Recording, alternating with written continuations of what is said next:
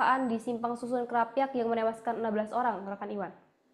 Ya, rekan Sari dan pemirsa Tribunnews bisa kami sampaikan tadi tribunjateng.com seperti itu mengupdate informasi terkait kecelakaan bus Cahaya Trans di Simpang Susun Krapyak Semarang kepada Kapolrestabes Semarang Kombes Pol Syahbudi. Nah, Syahbudi ini mengungkap mengungkap fakta baru seperti itu ternyata si sopir gila ini pernah ditilang ya sebelum kecelakaan di daerah Klaten. Persisnya ditilang oleh Dinas Perhubungan Klaten. Sehingga ketika dia menggunakan bus pada saat kecelakaan, dia hanya mengandalkan surat tilang. Dia tidak membawa STNK secara fisik seperti itu, Sari. Nah, kemudian polisi meneliti atau melakukan penyelidikan terhadap dokumen-dokumen tersebut. Setidaknya ada 3 dokumen yang sedang diteliti oleh kepolisian terkait kecelakaan ini. Pertama adalah dokumen soal STNK ini atau surat tilang ini. Kemudian yang kedua adalah soal SIM, surat izin mengemudi, dan yang ketiga adalah KIR atau dokumen uji kelayakan kendaraan.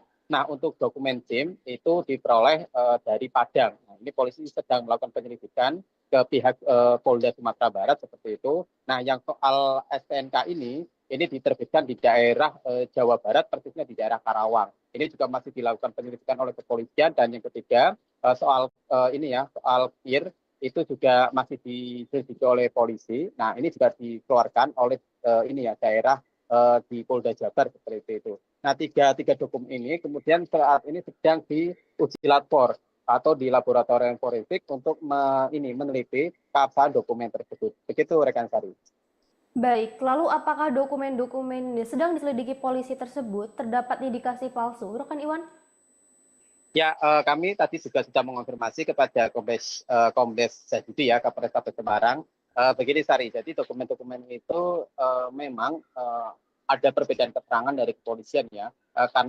Kemarin ketika kami mengonfirmasi kepada Direktur Lalu Lintas Kombes Pratama, dia mengatakan bahwa dokumen SIM itu palsu, tetapi Kombes Syahbudi, Kapolrestabes Semarang, belum bisa memastikan apakah dokumen itu palsu atau tidak, sehingga dia menyerahkan dokumen itu ke laboratorium forensik lapor Polda Jateng untuk diteliti, Sari.